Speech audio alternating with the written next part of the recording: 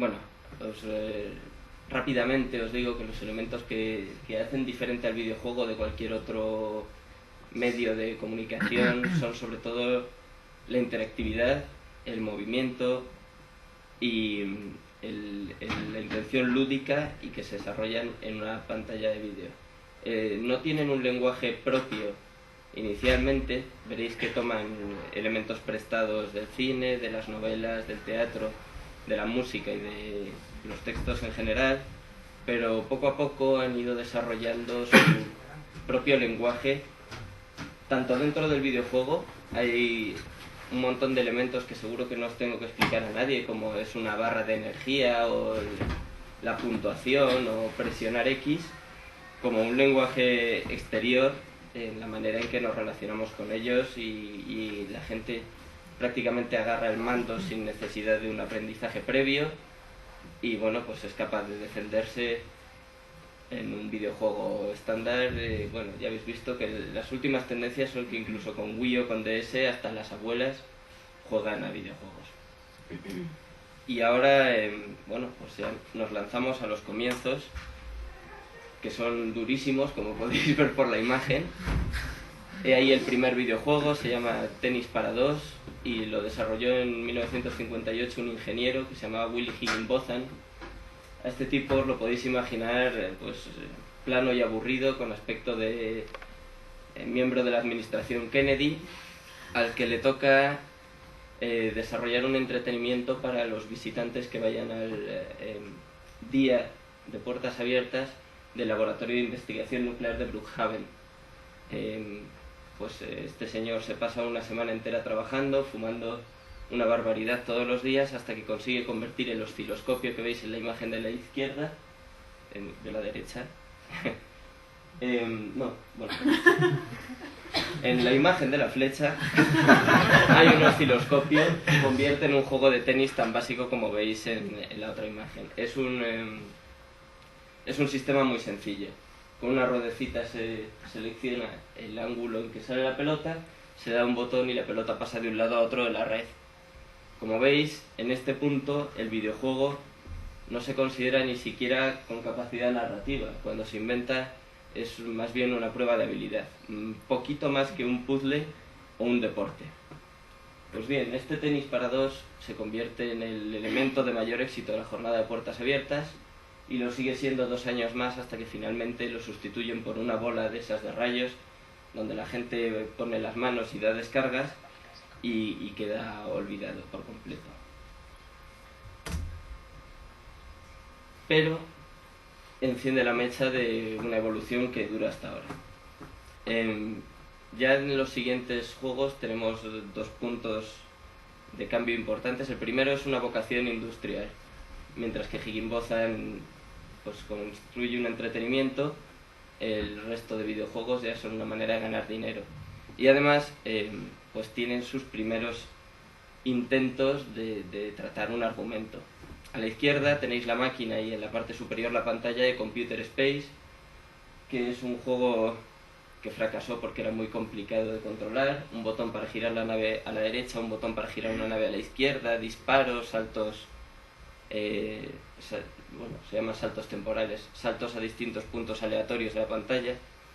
Era una barbaridad, que yo no había quien aprendiese a jugar, pero estaba basado en el serial de Flash Gordon y bueno, pues en su momento se convirtió en todo un hito. En la película Cuando el destino nos alcance, en la que sale Charlton Heston, podéis ver que esta máquina está en una de las casas como muestra de, bueno, pues hasta dónde va a llegar el futuro. A la derecha tenéis Pong, que seguro que lo conocéis todos, y este juego ya tiene pues elementos de lenguaje como los marcadores en la parte superior y un mínimo intento de narrar algo que es, bueno, son 2 líneas, que son las instrucciones, que dice: no pierdas a la pelota para conseguir mayor puntuación. Este es un juego que desarrollaron Al Acorn y Nolan Bushnell para Atari. Fue con el juego con que despuntó esta industria, y cuando se puso la máquina de prueba en un bar de Sunnyvale, un bar que se llamaba The Handicaps, pues tuvieron que retirarla por fallos porque, bueno, la caja de monedas se había desbordado. Entonces, pese a que es muy simple, con una ruedecita movemos la pala arriba y abajo y la pelota rebota, bueno, ya demostró que la gente sí era capaz de divertirse de una manera diferente con un televisor. Y a partir de entonces comienzan los juegos, entre comillas, humanizados. Pac-Man ya tiene un argumento, es un juego que se le ocurrió a un japonés, Satoru Iwatani, pensando en la palabra comer, que en japonés es taberu. Precisamente estaba comiendo, él pensó que aparte de un instinto podría ser un objetivo válido para un personaje de videojuego, y pues se le ocurrió esta forma amarilla que, además de ser muy sencilla de programar, pues recordaba a una pizza sin una sola porción. No hace falta que os cuente cómo se desarrolla el Comecocos, supongo. Hace un mínimo ruido que es guaca, guaca, guaca, pero ya tiene una banda sonora. Una banda sonora muy sui generis, pero es una banda sonora respecto a lo que se había visto hasta ahora, que era Pong o Computer Space, que solo tenían explosiones o ruidos. Y bueno, como curiosidad, os muestro algunos elementos. Bueno, el flyer que tenéis ahí de publicidad tiene el nombre original de Pac-Man, que era Puckman. Puck es relativo a las fichas que se utilizan en hockey y a unas pastillas, pero finalmente se decidió cambiar por la facilidad de convertirlo en Pac-Man si un chaval llegaba y pintaba encima una F. Y de inglés bien todos. Y bueno, pues entonces finalmente se decidió cambiar el nombre por el de Pac-Man, que no tiene ningún significado, pero que resulta más políticamente correcto. También podéis ver que fue portada de la revista Mad. Ahora el Comecocos es un icono pop. En su momento fue una fiebre, hasta el punto de que hay una canción, que también os animo a que os bajéis de internet, yo no he dicho esto, que se llama Pac-Man Fever y que habla sobre la fiebre que se desató en ese momento con Pac-Man.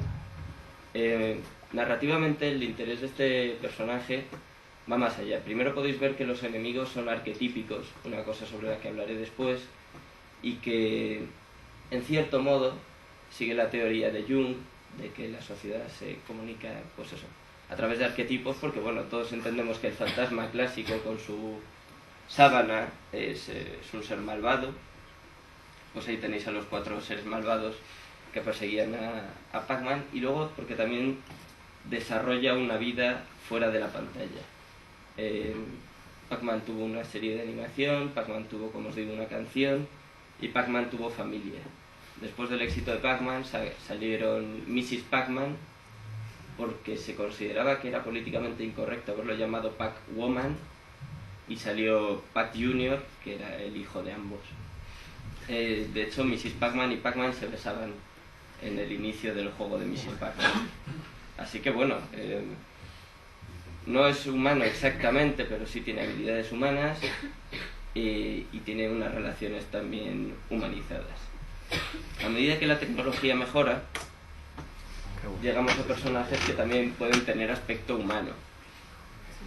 Shigeru Miyamoto entra a trabajar en Nintendo, entra siendo un dibujante. Lo primero que ofrece es una percha con forma de animales, porque Nintendo se dedicaba a vender juguetes, pero como tenía talento para el dibujo, pronto le mandan a pintar las cajas de madera que sirven como armazón de las máquinas recreativas. Dibuja Radar Scope y bueno, se va interesando por el proceso de hacer máquinas, hasta que se le da la oportunidad de hacer un juego sobre Popeye. Pues el juego sobre Popeye termina convirtiéndose en Donkey Kong, porque Nintendo no consigue comprar la licencia de Popeye. Entonces basta con que os diga que en vez de un gorila arriba estaba Brutus, en vez de Daisy, la chica de rosa, estaba pues Olivia, la novia de Popeye, y en lugar de Super Mario estaba el propio Popeye, que subía a rescatarle. El desarrollo era prácticamente el mismo. Aquí hay elementos curiosos respecto a la tecnología. Vemos que los personajes son casi humanos, son caricaturescos, y tienen una forma de vestir y elementos diferenciadores como el bigote o la gorra que ayudan muchísimo a que se identifiquen.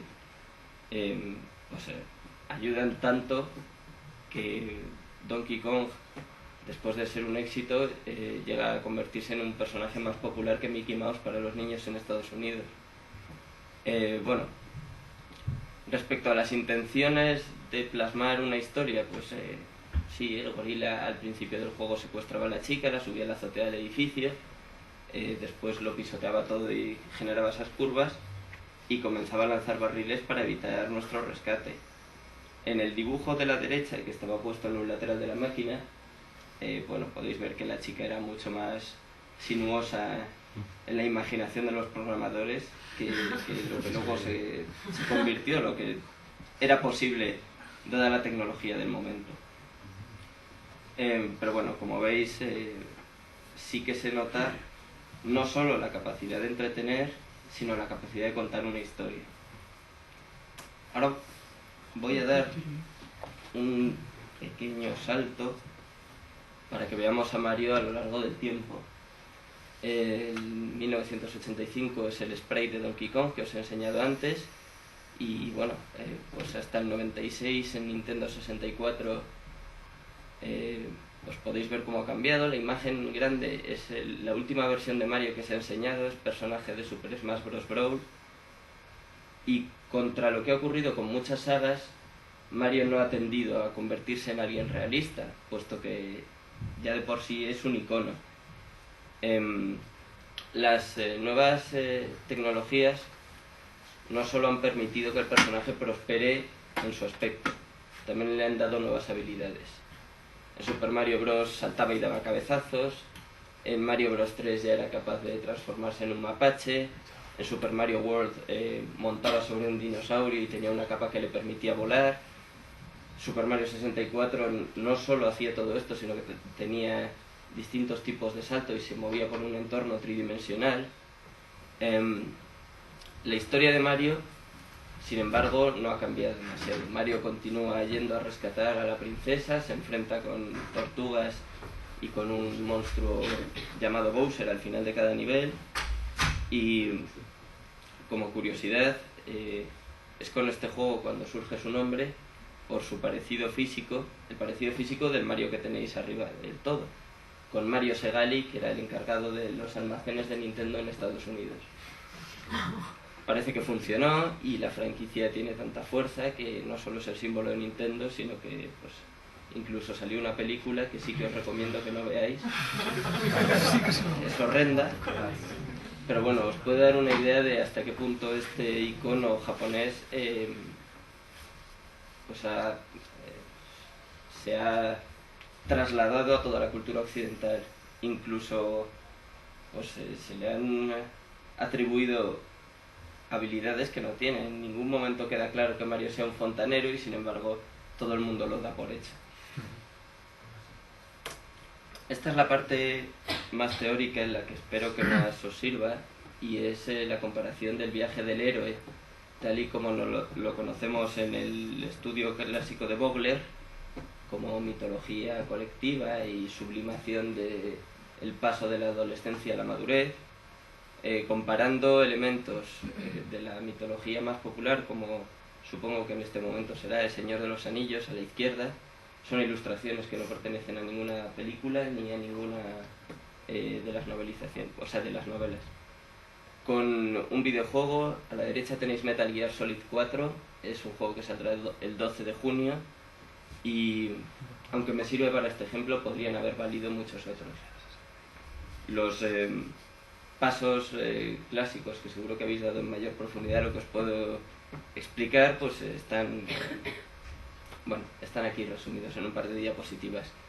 En un principio, el héroe clásico parece que se resiste a entrar en la aventura. Este es un pequeño cambio que hay en los videojuegos. El juego solo es divertido si nos lanzamos a ser aventureros. Así que mientras Frodo y Sam tardan en dar su primer paso fuera de la comarca, en Metal Gear o en cualquier otro juego, el jugador está deseando entrar en el tomate. Entonces Si bien se ha saltado esa parte, sí que es cierto que el primer nivel, que sirve como tutorial, marca un nivel mucho más bajo de dificultad, sirve como aprendizaje y se desarrolla casi siempre en un mundo ordinario. En segundo lugar está la figura del mentor. Mientras que Gandalf pues es quien anima y quien hace de guía real y guía moral a los personajes del Señor de los Anillos, pues aquí os enseño al general Campbell, que en cualquier otro juego sería otro general viejo, seguro, podéis apostar, que nos hace un briefing de la misión. Nos cuenta dónde se desarrolla, nos cuenta cuáles son nuestros objetivos, cuál es nuestro equipo. El mentor en los juegos modernos también tiene cierta labor moral sobre el jugador. En los juegos antiguos era impensable, se limitaba a dar instrucciones. Ahora mismo también puede dar una orientación, por algo que vamos a ver más adelante, que es la posibilidad de que el jugador tenga elecciones morales y cómo se va a trasladar eso sobre el personaje. El juego se desarrolla de manera normal, digamos, en los niveles en los que matamos a los enemigos estándar o superamos los puzzles que no son de dificultad extrema mediante pruebas ordinarias que no demuestran la valía de nuestro personaje, pero bueno, en el videojuego es lo que resulta gracioso, es el núcleo. En El Señor de los Anillos las pruebas ordinarias, pues, no sé si habéis leído el libro o visto las películas, pueden ser el viaje a Bree, no sé, el paso por las minas de Moria, o la comunidad del anillo cuando se junta en Rivendell. Las pruebas ordinarias sirven para definir la personalidad del personaje, valga la redundancia. Y bueno, además de ser el desarrollo principal del juego, pues son su núcleo. Cuando un diseñador piensa en un videojuego, lo primero que piensa es en estas pruebas ordinarias que van a tener al jugador enfrascado pues 8 de las 10 horas que va a durar el juego. La figura de los aliados es distinta en la novela y en el cine de lo que es en los videojuegos, porque si bien en la novela se reparte el protagonismo, en el videojuego el aliado está siempre en un papel secundario, casi como el del mentor. Nos puede dar alguna pista, puede aparecer en un vídeo rescatándonos in extremis, pero al final lo que queremos es ser nosotros los héroes de esta historia. Luego no se le da nunca un papel, digamos, preeminente. Bueno, pues en la imagen de la izquierda es la muerte de Boromir, porque no encontré nada más bonito, y en la de la derecha podemos ver a Old Snake con Big Mama, que son dos personajes que se van a volver muy populares dentro de poco. Ya os digo que el juego estará a la venta el 12 de junio, pero ya se conocen detalles del argumento. Para finalizar, las pruebas extraordinarias. El jefe de fin de fase, que también se ha convertido en una parte esencial del videojuego. En este caso, el Metal Gear, que es un tanque con capacidad nuclear y gigantesco, con unas personitas dentro conduciendo lo que no se ven. Y a la izquierda os pongo cómo Sam mata a ella, la araña. No solo requieren más habilidad, sino que van a marcar los hitos de la historia. Las partes de narración suelen venir antes y después de enfrentarnos a estas pruebas extraordinarias.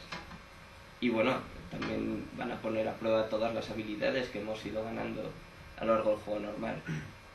Y después el final, según el esquema clásico de Vogler, era recoger el elixir, salvar a la humanidad, etcétera, etcétera. Aquí también hay un pequeño cambio, marcado sobre todo por la industria, y es que dado que los videojuegos comienzan a dar tanto dinero, pues como un buen episodio de Los Simpson, al final tiene que dar la impresión de que no ha pasado nada, de que dentro de un año nos van a poder vender otro juego con los mismos personajes. Entonces, para evitar matar a la gallina de los huevos de oro, estos finales nunca cortan con la realidad que se nos había presentado al principio, sino que marcan pequeñas mejoras. Y bueno, esa es la suerte que tenemos de que podremos ver al mismo héroe seguro dentro de 2 años en una nueva aventura. A la izquierda tenéis El Señor de los Anillos, que sí, es la despedida en los puertos grises y que, bueno, marcaba el final, al menos para Tolkien inicialmente, el final de esos personajes, ya no tenía más interés seguir contando sus historias. El traslado del viaje del héroe a videojuego es más evidente que nunca en La Leyenda de Zelda. La Leyenda de Zelda es un juego original del 86 y la última representación la tenéis a la derecha del todo con el personaje Twilight Princess el año pasado. Es otra de las franquicias de Nintendo, es una idea también de Miyamoto, el creador de Super Mario Bros., que tuvo cuando de pequeño se perdió y se coló en una cueva. Bueno, parece que los que han visto la cueva dicen que no era para tanto, pero en aquel momento le dio la sensación de estar descubriendo algo nuevo, y mezclando eso con las películas de Disney que había visto, especialmente con el tema artúrico, que está basado en la novela Once and Future King, pues se le ocurrió crear a este caballero andante, que en realidad es un elfo, y que en todos sus juegos atraviesa la misma historia. Sea cual sea la diferencia tecnológica que se puede ver por los diferentes diseños del personaje a lo largo del tiempo, Link siempre es un niño que vive tranquilamente en su aldea, que tiene que aprender a luchar, que al principio lleva una espada de madera, en cierto punto de la aventura consigue el escudo, el boomerang, la espada maestra, la bomba, un garfio, un espejo, etcétera, etcétera, y que siempre termina enfrentándose al malo que es Ganondorf y rescatando a la chica. Para que la gente no se sienta engañada, fundamentalmente, cada juego incluye pequeños materiales. En el juego del 98, el que veis, el primer Link serio, por llamarlo de algún modo, Link era capaz de crecer. Se comenzaba el juego siendo un niño y se terminaba con este aspecto adolescente, mientras que en los otros su imagen era invariable. En el del 2003, que tiene aspecto de dibujos animados, Link era capaz de navegar y manejar el viento. En el de 2007, Link se transforma en lobo por las noches, como en la historia clásica del hombre lobo. La cuestión es que son elementos que enriquecen la historia, pero que no son suficientes para cambiarla, y que además el jugador no demanda. Y si Zelda es un éxito, el personaje que os muestro a continuación pues habla por sí mismo. Este es el primer Tomb Raider. El diseño original es el que tenéis en la parte superior a la izquierda, y es un diseño de Toby Gard. Cuando a Toby Gard le hablan sobre crear un juego de aventuras en 3 dimensiones, que de por sí ya supone un reto en aquella época, trató de hacer un personaje que estuviera más o menos entre Indiana Jones y James Bond. Después de hacer un montón de diseños, su idea, y además es un consejo que he repetido para todos los diseñadores y que a lo mejor le podéis dar buen uso, es olvidarse de todo y crear algo radical. Y aunque ahora mismo ver a una chica así pues me parece muy radical en el universo de los videojuegos, pues en aquel momento sí lo es. El hacer que el protagonista sea una chica, inicialmente una hispana que se iba a llamar Laura Cruz y que iba a ser colombiana, finalmente algo con mucho más glamour, que es una británica, Lara Croft, y qué más os puedo decir, bueno, pues a la que seguro que conocéis todos. La intención de darle más dimensión a este personaje surge muy pronto, porque resulta que el render que se utiliza y que tenéis debajo de manera promocional pues llama mucho la atención, se convierte en portada de muchas revistas. U2 se interesa para poner este icono en una gira de conciertos, y entonces la compañía, que es Core en aquel momento, decide darle una dimensión también al personaje más allá del videojuego. Y el primer movimiento, y seguramente el más inteligente, es poner a una modelo con la imagen de Lara Croft, que da la vuelta por todo el mundo, y que es Rona Mitra, esa actriz, a lo mejor la habéis visto en Beowulf. Bueno, en fin, esta fue la primera modelo y la verdad es que funcionó muy bien. Es una maniobra de marketing que ayuda a que el videojuego salga de un círculo cerrado y bueno, pues al humanizar tanto un personaje, el público en general comienza a relacionarse con Lara. Tanto es así que si miramos cómo ha sido el desarrollo del último Tomb Raider, no ha cambiado nada. Ha cambiado el aspecto de Lara, que es más redondo, ha cambiado la modelo, una por videojuego siempre, no ha habido ninguna que repitiese, y solo en un caso, Nell McAndrew, se terminó antes su contrato porque salió desnuda en Playboy y no querían relacionar el personaje de Lara Croft con nadie desnudo. Pero bueno, la cuestión es que el sistema de las modelos funciona. Y tampoco han cambiado demasiado los diseños ni las habilidades de Lara. Lara vive fuera de los videojuegos. Lo que veis a la derecha es prácticamente primicia, es imagen de la serie de televisión de dibujos animados. A la izquierda es la primera de las películas que protagonizó Angelina Jolie. La primera portada del cómic de Lara Croft, que en su momento fue un crossover con Witchblade, pero que ya tiene su serie regular. Y lo de abajo es un muñeco. Hay toallas, hay bebidas energéticas de Lara Croft. No sé si os acordáis, pero hace unos años Lara tenía una personalidad tan fuerte que fue la protagonista de una serie de anuncios de SEAT. En el SEAT Ibiza, bueno, pues iba Lara huyendo de todos los peligros imaginables. Y bueno, Toby Gard, el diseñador, nos dice que ha conseguido que Lara sea un personaje que se reconozca por su silueta y que se deba admirar, que son dos elementos esenciales, en su opinión, para generar un héroe de videojuegos. No siempre es así. Al Lowe, a la derecha, diseña a Larry, que es un playboy treintañero que busca una chica con la que acostarse, es el objetivo de su primer juego, y que está de acuerdo con Toby Gard en que un personaje debe ser admirable y que deben planearse tanto las acciones que va a llevar en el videojuego como el diseño para que resulte atractivo, para que sea fácil identificarse con él. Pero bueno, dice que cuando iba a terminar su juego aún no tenía personaje, que no le daba tiempo y que basó a Larry en todos los idiotas que conocía. Y conocía muchos, por lo que se ve. Este personaje caricaturesco, la verdad es que también tiene éxito, no tanto como Lara Croft o Mario o Link, a los que hemos visto ya, pero bueno, sí que marca una pauta y inicia también una línea de personajes caricaturescos, cómicos y con cierta intención adulta, que se acercan cada vez más al usuario de videojuegos. A la izquierda tenéis los trabajos de Ron Gilbert, porque en contra de lo que dicen los otros dos autores, él defiende que para crear un personaje de videojuegos hay que acudir a los arquetipos.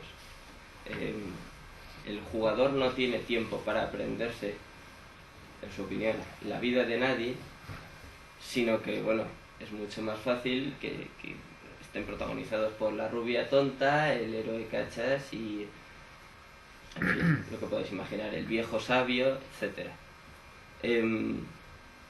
Si bien sí que sigue esas pautas, hay algunos de sus personajes, Guy Bruce Threepwood, el pirata que protagoniza Monkey Island, que sí ha ganado cierta entidad, porque es un tipo patoso, porque desde el principio quiere convertirse en pirata cuando llega a Monkey Island, porque intenta ligar con la gobernadora y la gobernadora le da calabazas. Es un personaje muy parecido al de Johnny Depp en Los Piratas del Caribe. De hecho, da la impresión de que se inspiraron en él. En cualquier caso, sí es verdad, los juegos con arquetipos funcionan y ayudan a que el jugador se sienta mucho más familiar a medida que profundiza en la historia. Hay otros creadores que son un poco más complicados.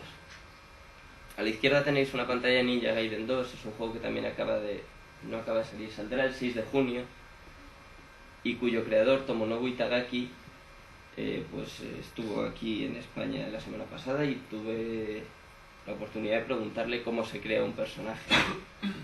Y entonces, siguiendo los pasos que tenéis debajo de la imagen, dice el creador, en primer lugar se pregunta, ¿qué voy a hacer? ¿Un hombre o una mujer? Una vez que decide que el personaje es un hombre, y ya tenéis la imagen intermedia, Itagaki se pregunta qué es lo que define a un hombre. Y en el caso de este tío, que es un japonés con aspecto de estrella de rock y gafas de sol y cazadora de cuero, lo que define a un hombre es que lucha. Así que pues lo forra de armas, lo viste de ninja y tiene a su personaje creado. La verdad es que aquí hace trampas, porque en Ninja Gaiden recupera un personaje de los años 80 de NES, pero bueno, sí que nos sirve para ver que la fuente de inspiración no siempre está tan sesuda. ¿Y si el personaje no fuera un hombre y fuera una mujer? Pues a la derecha tenéis una muestra de las chicas que diseña Itagaki para sus juegos. Es una de las chicas de Death or Alive y no hace falta que le preguntemos qué convierte a una mujer en mujer. Como nota curiosa, pues este diseñador estuvo acusado de acoso sexual no hace mucho, y en todos sus juegos la verdad es que sí que tiene cierto acercamiento sexista. No siempre tiene por qué ser así. Peter Molyneux, francés, condecorado por su trabajo con videojuegos, refuerza la idea de que no siempre tiene por qué ser así. Es el personaje que crea los juegos tipo Dios, es el diseñador de Populous, en el que el jugador no se identifica con ninguno de los seres que aparecen en pantalla, sino que toma el papel de espectador con control. A medida que mejoran sus juegos y la tecnología se lo permite, crea los juegos como Black and White. De momento solo hay 2 entregas y están basados en la misma idea. El jugador adopta el rol de Dios, puede manejar a su antojo tanto la actuación de su pueblo que le adora, como pues, la orografía, el clima o cualquier otro elemento, y además tiene una criatura gigante a la que cría. Según las decisiones morales que tomamos a lo largo del juego, nuestra criatura cambia de aspecto. En este caso es un león humanizado, y bueno, podéis ver si somos unos dioses muy crueles, se convierte en ese león negro y fiero, y si somos dioses magnánimos, pues es casi un león albino. En fin, cuando Molyneux enseñó por primera vez este juego, su ejemplo era dejar que un niño se perdiese en el campo. Entonces los habitantes de la aldea, a medida que el juego progresa, la aldea se convierte en ciudad. Bueno, los habitantes de la aldea rogaban a Dios para que el niño volviese a aparecer, y nosotros, con nuestra mano divina, que es un icono del ratón, pues podíamos recoger al niño y devolvérselo a la aldea. Cuando la acogida no fue mucha, Molyneux entonces cogió una piedra y aplastó al niño delante de sus padres y el resto de la aldea, y claro, se vio cómo reaccionaba el resto del juego y maldecían y abandonaban la religión, etc. Y la gente se dio cuenta del potencial que tenía el incluir el elemento moral dentro del personaje de videojuegos. Fable es también del mismo creador y incluye 2 elementos curiosos. Nos permite crear al personaje a nuestra medida, y además la evolución del aspecto no solo dependerá de la edad. Aquí vemos que nuestro personaje ya está envejecido, sino de nuestras decisiones morales. Podemos decidir en un abanico bastante amplio y convertirnos desde un demonio y nos salen cuernos en último término, hasta el santo que veis, que no sé si se distingue, pero tiene una aureola sobre la cabeza por cómo ha ido ayudando a la gente. El juego tipo Dios desencadena finalmente en los Sims. Los Sims, tratan una dimensión menor, casi de casa de muñecas, la capacidad de decidir la vida de unos personajes virtuales. Tampoco el jugador aborda ningún rol específico. Puede dedicarse a ser una familia, puede dedicarse a ser uno de los trabajadores. Prácticamente es una decisión inconsciente que hará o bien que nos dediquemos a hacerles progresar, o bien que nos convirtamos en una portera cotilla y simplemente veamos todas las desgracias que le ocurren a nuestros Sims y disfrutemos. Y aun a riesgo de ser muy poco popular, esto ha hecho que sea el videojuego con más éxito entre las mujeres, seguramente. Sims bueno, toda la saga ha sido el juego más vendido en su conjunto. Quiero decir, el conjunto de todos los juegos Sims. Para que veáis hasta dónde llega el concepto de juego casa de muñecas, el próximo Sims será una expansión que nos permitirá comprar muebles de IKEA y ponerlos en nuestra casa virtual. Nosotros tratamos de imaginarnos que somos, pues eso, un marine del espacio, supercachas, con una supermodelo esperándole en casa y con la labor de salvar la humanidad. Poco a poco esta idea evoluciona, y aunque se mantiene la perspectiva en primera persona, podéis ver a la derecha en Oblivion que nuestra labor no es tanto conocer a nuestro personaje y actuar como tal, sino crear a nuestro personaje. Oblivion es un juego de rol. A medida que jugamos mejoran nuestras habilidades, cambia nuestro aspecto, aunque nosotros no lo podemos ver. También conseguimos nuevos objetos y la gente se comporta de maneras diferentes cuando nos ve. Este sistema ha demostrado funcionar muy bien, aunque la libertad no nos permite incluir en el juego escenas muy emotivas, porque si nos hemos comportado como gamberros, pues en ningún momento va a venir nadie a abrazarnos y agradecernos nada. Pues sin embargo sí que se le coge cariño a ese personaje aunque no se le ve, y tenemos la sensación de vivir en un mundo medieval. En último término, también en primera persona, tenéis abajo BioShock, que durante todo el juego nos va convenciendo de que somos un personaje al que no conocemos al principio. Lo que veis en pantalla es una Little Sister, la niña, y un Big Daddy, el bicho grande. La niña es malvada en origen, pero no puede atacarnos, y el Big Daddy la protege. El jugador, siempre que se enfrenta a uno de estos bichos, puede escoger, una vez que ha derrotado al Big Daddy, entre matar a la niña, una recolectora, o dejarla vivir. Y el resultado final del juego cambia con eso.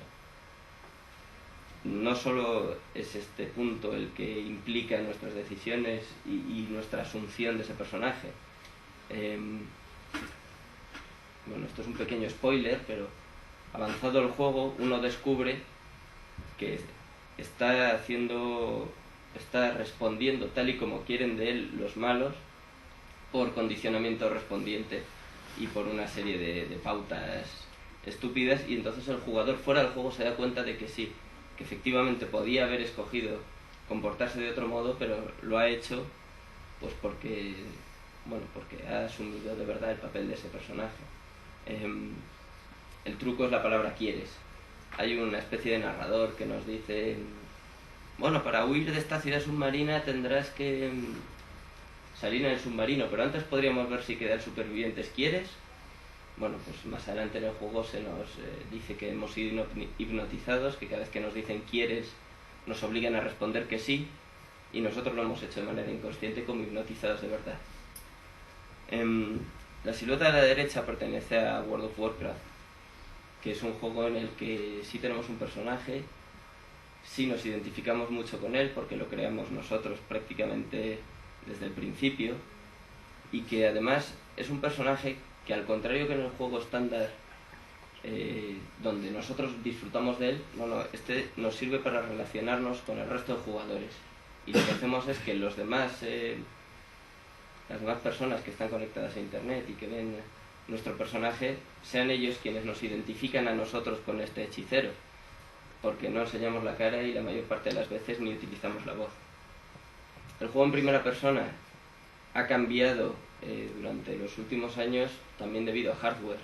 La existencia de Wii o de juegos como Guitar Hero, en que la persona física agarra una guitarra y se pone a jugar frente a la pantalla, abre la puerta a un juego donde de verdad sea una persona física la que es protagonista. Pero hablar de realidad virtual y juegos tridimensionales con inmersión real en un entorno es todavía ciencia ficción, y dado que esto se trata de sacar dinero, va a ser ciencia ficción durante mucho tiempo. No hay ninguna compañía que ahora mismo esté trabajando en esa línea, pero bueno, supongo que tarde o temprano los videojuegos tirarán por ahí. Y ahora, saliéndome un poco de la línea, pero creo que es interesante que lo veáis, os pongo dos ejemplos, casi ya para terminar, sobre personajes reales y personajes creíbles. En un videojuego no buscamos el realismo, sino la credibilidad. Credibilidad son las pantallas de la izquierda, que son de videojuegos, y que muestran un accidente pues con un montón de chispas, o un marine americano pues repartiendo paz duradera con su M16, pero en los que hay una idealización. Como veis a la derecha, pues un accidente es algo traumático, con víctimas, y los marines americanos a veces lo que reparten pues no es justicia, ni paz, ni nada de eso.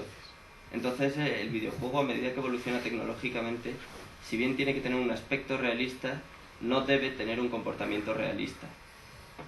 Porque el día en el que tenga un comportamiento realista, pues en los videojuegos de coches nos encontraremos con un atasco y aquello será un coñazo que no haya quien juegue. Entonces,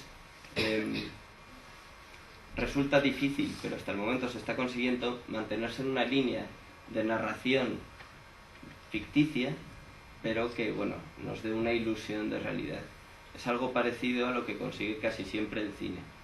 Independientemente de que luego vayamos a ver Indiana Jones y sean unas fantasmadas, si de repente dejase de haber gravedad, pues nos chirriaría mucho y dejaríamos de disfrutarlo. Y ya para terminar, y porque sé que esto vende mucho y me lo preguntan mucho, voy a hablar de personajes sexuales, porque es algo que no tiene sentido y que está relacionado también con credibilidad y realismo.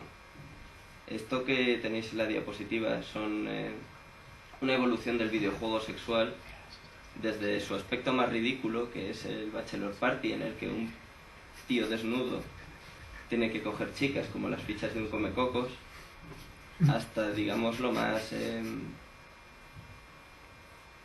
lo más parecido a la realidad, que podría ser GTA San Andreas, que tenéis a la derecha arriba, y que cometen un error, y por eso no ha habido ningún juego sexual que sea un éxito, y ninguna compañía va a invertir en ningún juego sexual, y es que los videojuegos son más divertidos que la realidad.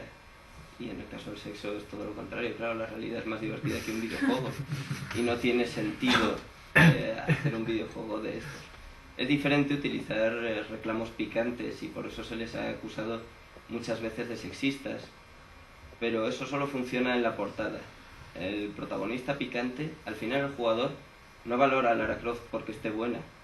Como decía Toby Gard, su creador, y yo creo que ya con esto voy a terminar, se valoran sus habilidades. Hace un personaje admirable, aunque tenga unas curvas que den vértigo, y entonces consigue que de verdad nos identifiquemos. Que yo, o que casi cualquiera de nosotros se identifique con la camionera esta, la Cowgirl, pues resulta muy difícil y muy estúpido, porque la mayor parte de nosotros no queremos ser una stripper. Entonces, por suerte, parece que después de una época en la que sí hubo varios intentos de juego picante, incluso hubo un juego para Spectrum protagonizado por Sabrina Salerno, la del Boys Boys Boys, parece que la gente ha entrado en razón y se ha abandonado esta línea. Yo te quería preguntar este cambio que está habiendo en los medios de comunicación. Por ejemplo, cuando salieron los GTA San Andreas o Vice City, en las noticias de Antena 3 iban directamente a la parte de que es un juego nocivo, es un juego donde puedes pegar a viejas, y ahora justamente ese canal de televisión está haciendo promociones de ese juego de 5 minutos en los descansos del GTA 4, ¿no? Entonces, ¿qué ha hecho esto cambiar a los medios de comunicación? Para pasar de criticar un videojuego a formar ya parte de su promoción. Tristemente, el dinero. Un videojuego podría ser mucho más evolucionado y maduro hoy que hace mucho tiempo, pero nunca ha generado tantos ingresos. Ahora mismo genera muchos ingresos y también invierte mucho en publicidad. Y un medio que critica un producto de además una manera tan insensata como se hacía hasta ahora, porque ninguno de los que criticaban ese juego lo habían jugado, pues ese medio no gana dinero en publicidad. Si tú miras la cantidad de cuñas que hay ahora, también es mucho mayor. Entonces, las campañas de GTA en particular han llegado, en el caso de Madrid, a todas las estaciones de metro. En su momento con Metal Gear fueron los autobuses. prácticamente ha llegado a los mismos ámbitos en que podría anunciarse una marca AAA de cualquier elemento de consumo para hombres de 30 años. Lo mismo Gillette que GTA. Entonces, bueno, como nadie quiere perder su parte del pastel, es el momento de tratar bien a los videojuegos. Y me consta, pero esto tampoco lo habré dicho yo, que una vez que alguien hace una crítica buena de GTA, después llama por teléfono a la compañía y dice: oye, ¿no me podrías mandar el juego? Que tengo un primo que no sé qué. Así que ahora muchos presentadores de Antena 3 también tienen consolas y juegos de los que han hablado bien. ¿Hacia dónde crees que va todo este desarrollo narrativo del personaje en los videojuegos? ¿Más por el estilo online, de muchísima gente jugando a la vez, ¿no? Y cada uno haciéndose su avatar, su personaje, todo eso? ¿O más por el tipo simulador incluso, ¿no? de fútbol, tipo Pro Evolution y todo esto? No, el simulador va a funcionar siempre, pero no es una tendencia nueva, ni puede evolucionar mucho más allá. Los juegos de fútbol cada vez serán más reales, pero no dejarán de ser juegos de fútbol. Sin embargo, el juego online, como a su vez se convierte en una herramienta para la expresión, tiene una manera infinita de progresar. O sea, el juego online ha pasado de ser el fin a convertirse en el modo. Cuando juegas un juego online ya creas a tu personaje, ya no estás metiéndote en una forma de ser que te ha venido dada por un programador, sino que tú has elegido cómo quieres ser. Y a partir de ahí te expresas y te relacionas con otros. Hasta ahora, la relación, pues como en Age of Conan, que acaba de estrenarse también, es comprarse un rinoceronte, cabalgar sobre el rinoceronte y pegar palos. Pero dentro de muy poco, esa manera de colaborar, pues digamos que enlazará con otras áreas un poco similares como MySpace o como YouTube, y te permitirá intercambiar con otros personajes, no necesariamente jugadores, sino con otros entes que solo existen en el juego, intercambiar tus pareceres, tus obras de arte, no sé, tus mascotas, cualquier cosa. Desde luego, como modo narrativo y con capacidad de evolucionar, es mucho más interesante el online, tratándose de universos persistentes, que el simulador. ¿Crees que quizás tengan más consistencia en los personajes de plataformas como la PS3 o la Xbox, que son más narrativos que los personajes de otras consolas, como puede ser la Wii o la DS, que son casi más de habilidad? Por supuesto que sí. Si bien Wii y DS tienen juegos, digamos, de diseño tradicional, son dos consolas que están en inferioridad tecnológica. No pueden mostrar unas imágenes tan bonitas ni detalladas como las otras dos.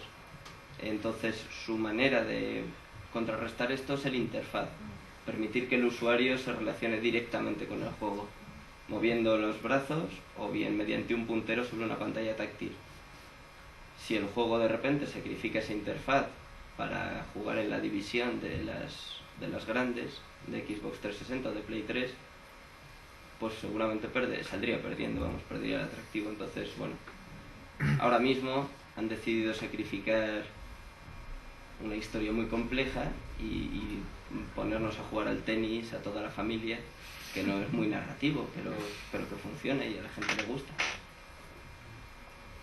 En la mayoría de los casos, también hay un Zelda para Wii y, bueno, son excepciones. ¿De dónde evolucionan ahora el sistema de los juegos narrativos? Porque claro, ahora con los juegos tan interactivos, por ejemplo, como os ha comentado otro compañero, de la Wii o la DS, con aparatos o elementos que hacen mucho más interactiva la participación del jugador, que se inmiscuya directo en el juego, los juegos narrativos ahora más o menos dónde se encuentran. Yo creo que el siguiente paso es la sinergia.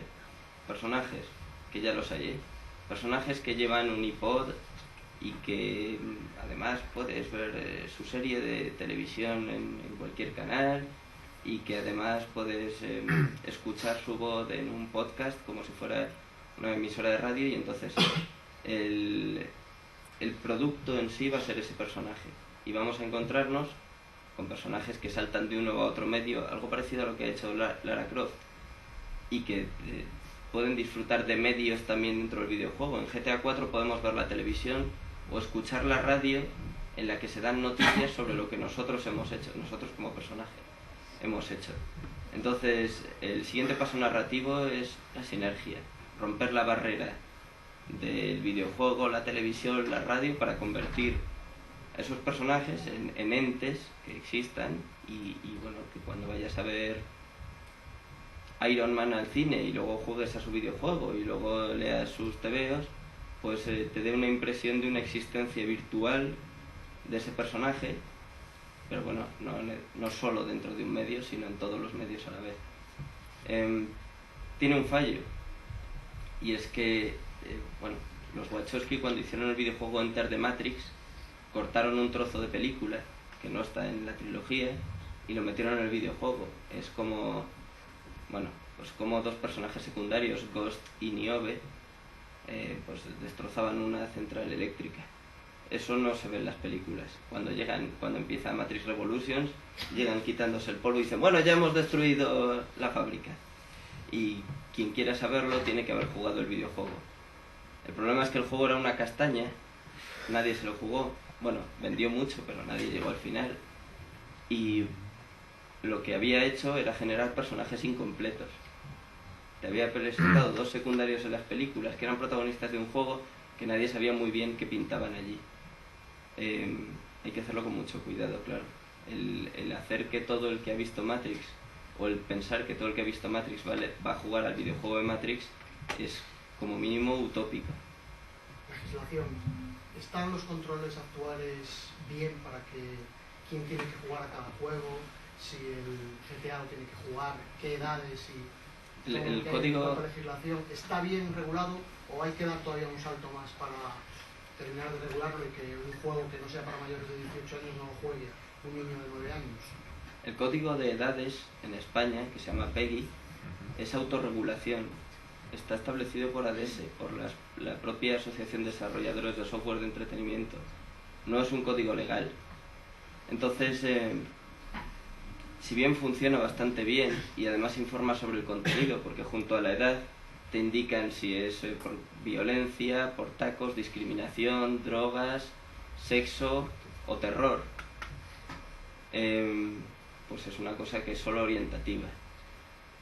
No tengo muy claro, y lamento tener que decírtelo así, cómo funciona la legislación en otras obras de arte, vamos a llamarlo, o en otras representaciones de ocio, pero van a ser siempre recomendaciones, porque si no entraríamos en un terreno de la censura, que es algo que deben establecer los padres sobre sus hijos. Eso sí es legal, se llama el deber de corrección, pero bueno, que funciona bien, desde luego tiene buena acogida. Yo no creo que funcione. Yo creo que en casa se juega el juego que el niño quiere, porque el padre ni se molesta.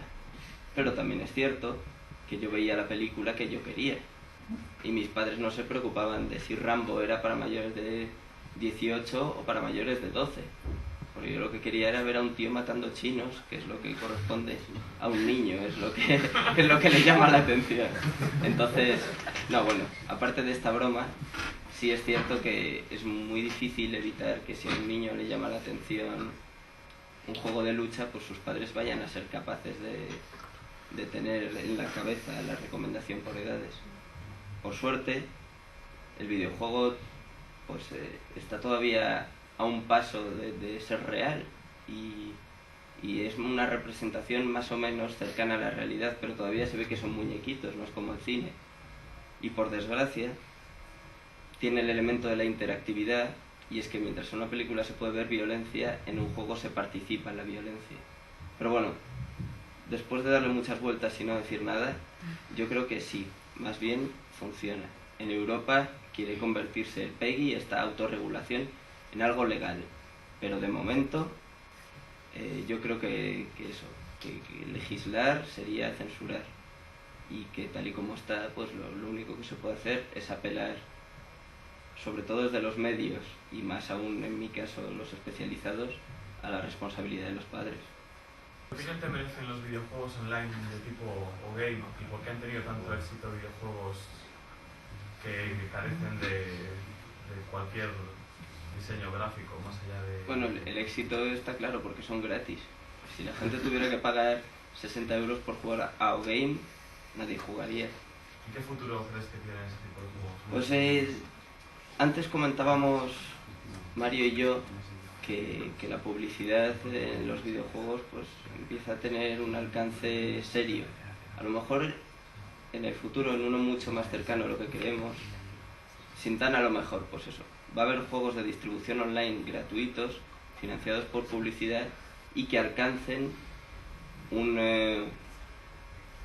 digamos un nivel de videojuego serio, ya con gráficos, con su argumento, con sus personajes. Respecto a O-Game, pues bueno, es como jugar a los barcos. El hecho de que tengas tu PSP o tu DS y tengas unos juegos de alta tecnología no significa que un día en clase, cuando no te vean, estés jugando a hundir la flota con el del lado, pero no está al mismo nivel, claro. Va a seguir siendo hundir la flota, no un juego de verdad. Así que supongo que dentro de muy poco, empezando por el próximo Quake y por el próximo Battlefield Heroes se va a llamar, van a ser 2 juegos gratuitos online y que van a funcionar con publicidad y que seguramente funcionen muy bien. Yo quería añadir a lo que tú has dicho, hace unos años ya sacó el Ministerio o Secretaría de Defensa de Estados Unidos un juego bastante bueno gráficamente. La única condición era que el gobierno podía ver tus puntuaciones para ponerse contigo en contacto para un reclutamiento militar, etc. Entonces, ¿no? Eso yo creo que es un ejemplo de juego gratuito, pero que luego tienes que responder ante... El videojuego es una herramienta muy poderosa que todavía nadie se ha preocupado en utilizar para dominar el mundo, pero ¿qué idea más, o sea, qué método más fantástico para grabarle a alguien al cerebro? Y por favor, no saquéis de contexto estas cosas, que hacerle asumir otra personalidad.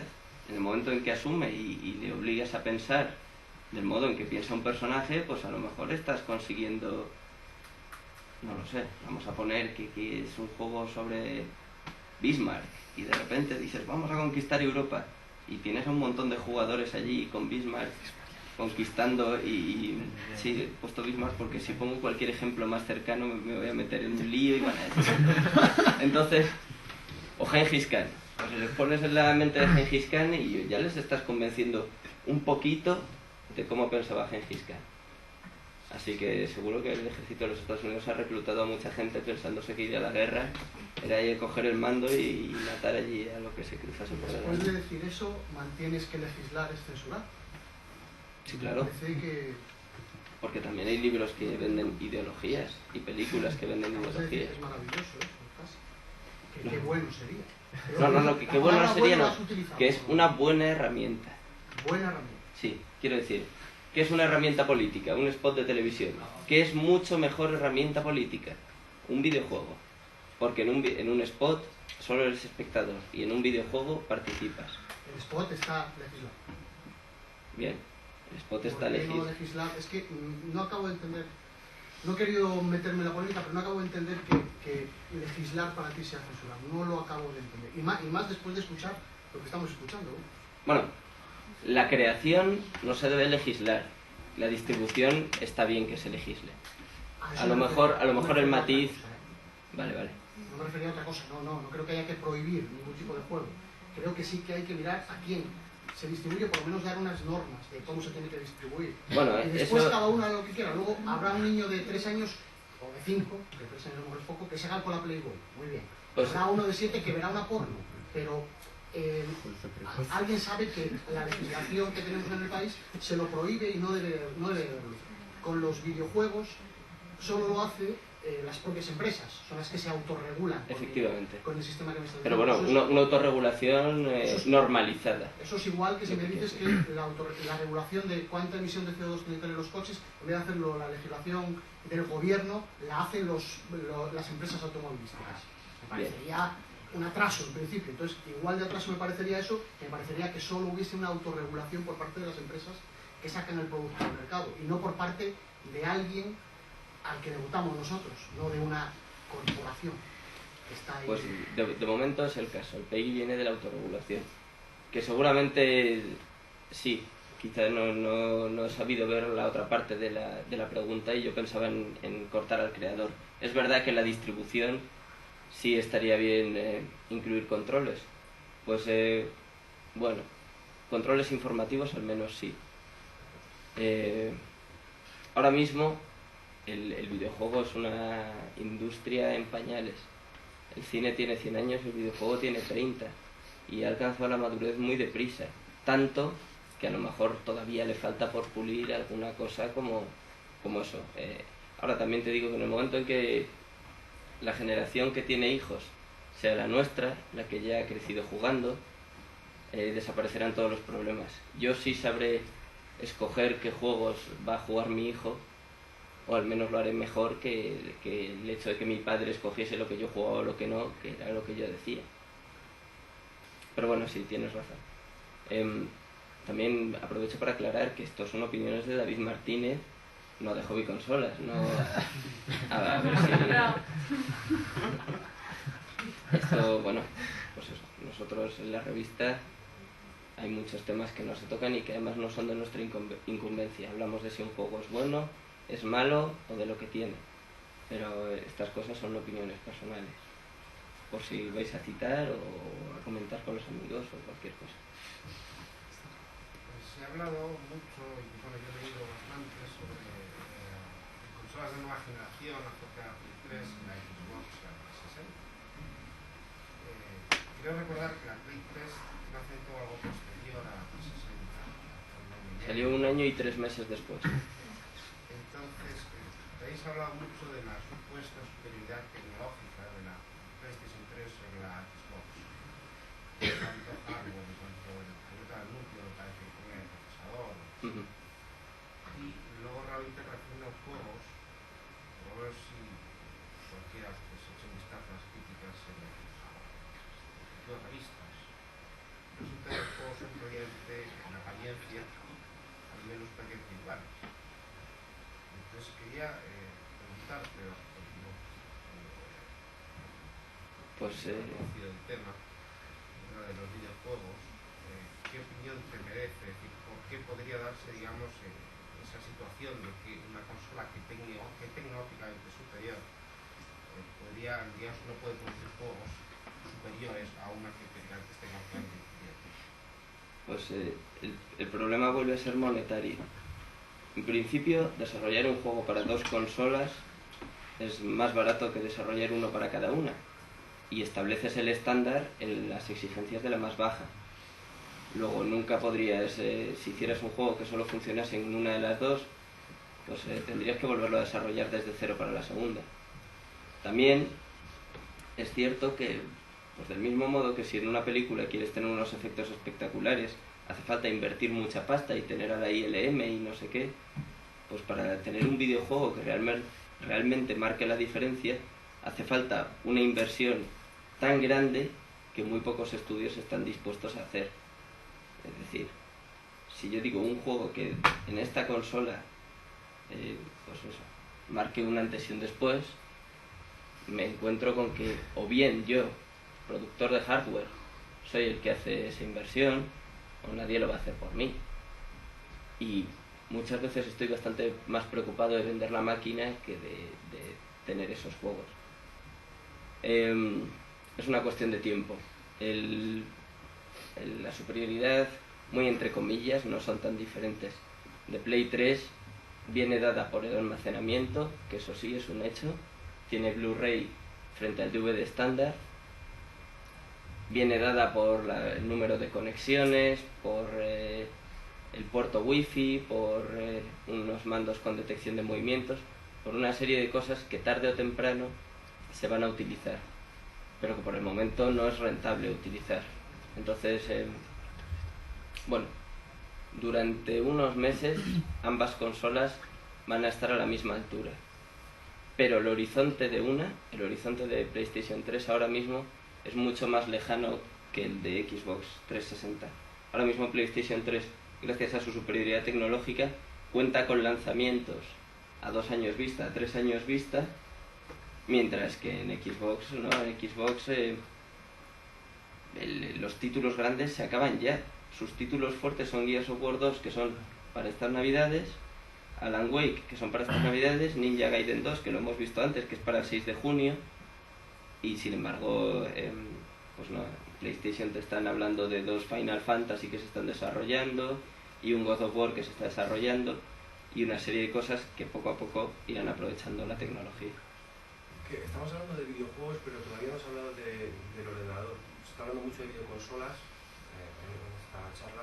Entonces yo te quería preguntar si ves posible que los ordenadores desbanquen a las videoconsolas en un poco tiempo. Fíjate lo que voy a decir. En muy poco tiempo, no, nunca. El ordenador ha ido perdiendo terreno cada vez más. Es una tendencia que se había detenido un poquito con los juegos online y los universos persistentes, pero ahora mismo las consolas han entrado también en ese terreno y se lo están quitando por un montón de cosas, porque cuando yo me siento frente al ordenador tengo la impresión de que voy a trabajar, y frente a la consola me divierto, porque requieren cierta instalación, porque el interfaz pues es un teclado y un ratón, no es tan sencillo como un mando y 3 botones. Pero tienes la posibilidad. Sí, tienes la posibilidad de conectarlo y demás, pero tienes la posibilidad también de poner el juego en una pantalla de televisión, de modo que el ordenador hace la función de videoconsola. Tú puedes estar tumbado en el sofá jugando en la tele mientras la máquina que está operando eso es el ordenador. Tú piensas en tu bisabuelo, que jamás vio un aparato de estos, y a un lado le vas a poner una máquina en la que tiene que darle al botón del on, y a otro lado le vas a decir, no, enciende el ordenador y cuando arranque en el menú pinchas inicio, programas, juegos, no sé qué, después de haberlo instalado y juegas. Seguramente ese acercamiento al usuario profano le haya dado ya ventaja a las consolas. Una vez que la gente entra en el mercado de las consolas, ha descubierto un abanico de juegos mucho mayor. En los ordenadores hay grandes simuladores, grandes juegos de estrategia, grandes juegos de disparo, pero cuando la gente quiere jugar al fútbol con 8 amigos, no dice, venid al despacho que tengo en el ordenador, sino que se ponen delante de la tele. Generalmente con los juegos de coches también, el usuario de consola compra más juegos de coches y juega más. Y ya el juego de acción, el juego en el que va un tío, vende muchísimo más en consola y el catálogo es mayor en consola. El ordenador tiene además otro hándicap que es la piratería. La piratería en consolas más o menos consigue frenarse, con mayor o menor fortuna según la generación, pero en los ordenadores es imparable. Pero es un hándicap para las empresas, ¿no? No para Bueno, claro, pues si las empresas no desarrollan juegos, tú no juegas. Quiero decir que en cierto modo estamos todos en el mismo barco. El usuario, la empresa y la máquina funcionan juntos, y si falla cualquiera de los tres, se van todos al garete. No hay juegos si ellos no distribuyen. Si tú no compras, ellos tampoco los van a hacer. El ordenador más potente requiere juegos más potentes que justifiquen esa inversión. Están todos interconectados de tal manera que en el momento en que han fallado unos, que han sido los compradores, pues todos han pegado un pequeño bajón. Referente a la piratería, yo quería preguntarte cómo crees que, de igual modo que en cuestiones de música se está creando una tendencia, digamos, optativa a la compra de discos, que ya hay pues artistas y abogados que están a favor de ello, que sería más bien el libre intercambio de peer-to-peer, y luego obtención de fondos mediante pues, conciertos. O ¿crees que existe alguna opción al emule en los videojuegos? O sea, que cabe la posibilidad de que los videojuegos se adapten al emule en vez de plantarle guerra sacando la siguiente consola con Blu-ray y la siguiente consola con Blu-ray 2. La tendencia ahora son microtransacciones. No cobrar en el juego en sí, o cobrar una parte, y después vender elementos para el juego. Tú te compras tu juego que te ha costado baratísimo o te han regalado, pero si quieres tener 10 coches más, descargarte 10 coches más, los tienes que pagar, y eso es impirateable. O más armas, o nuevas habilidades, o un mundo extra, o cualquier cosa. Entonces, alarga la vida del juego, porque claro, bajo esa base tú vas a ir vendiendo ampliaciones y extras, todos los que quieras, permite que cada jugador tenga el juego más o menos a medida. Si a mí solo me gustan los Ferrari, pues puedo comprarme un juego y tener una escudería Ferrari entera sin necesidad de haber pagado por los demás coches. Y luego además una fuente de ingresos pues que te dura, si bien el periodo gordo de ventas de un juego son los 2 meses después de Navidades y luego cuando llega a precio reducido otros 3 meses, con las microtransacciones lo alargas a lo largo de 3 años, 4 años, hasta que la gente se canse. Es un buen sistema siempre que baje el precio del juego original, porque hay otra tendencia que es venderte el juego original al precio de siempre y además cobrarte, con lo cual pues te sientes engañado y estás deseando que saquen el Blu-ray grabador para no tener que pagar por eso. Esto tampoco lo he dicho.